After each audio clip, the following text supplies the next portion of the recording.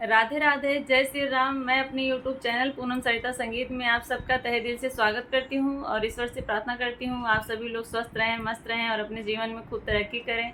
इस समय शादी विवाह का टाइम चल रहा है। हम लोग आप लोगों के लिए बहुत सुंदर बेटा विवाह गीत लेके आए हैं। आप लोग सुनिए, पसंद आए तो वीडियो को लाइक करिएगा। हमारे चैनल पर नए हैं तो हमारे चैनल को सब्सक्राइब करिए और गाना कैसा लगा कमेंट बॉक्स में ज़रूर बताइएगा। आज का वीडियो थोड़ा लंबा हो जाएगा, देखिएगा ज़रूर पूरा, स्क्रिप्ट मत करिएगा, वीडियो के अंत तक ज़रूर बने रहिएगा। Thank you.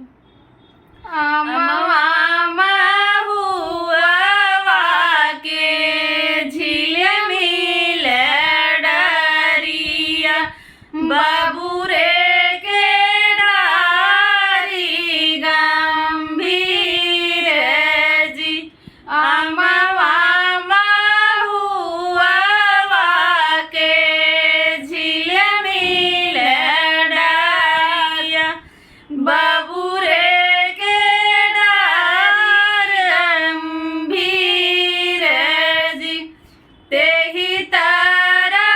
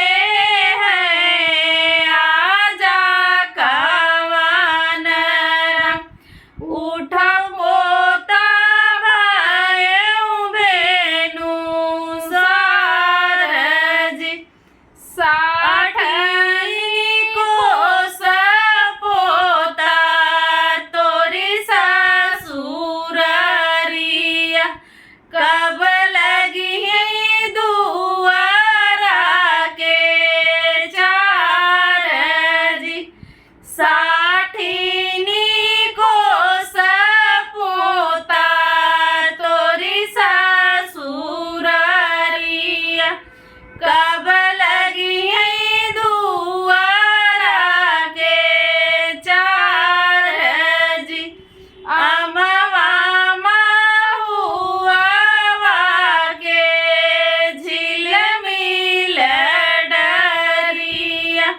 बाबू रे के डारी गंभीर जी ते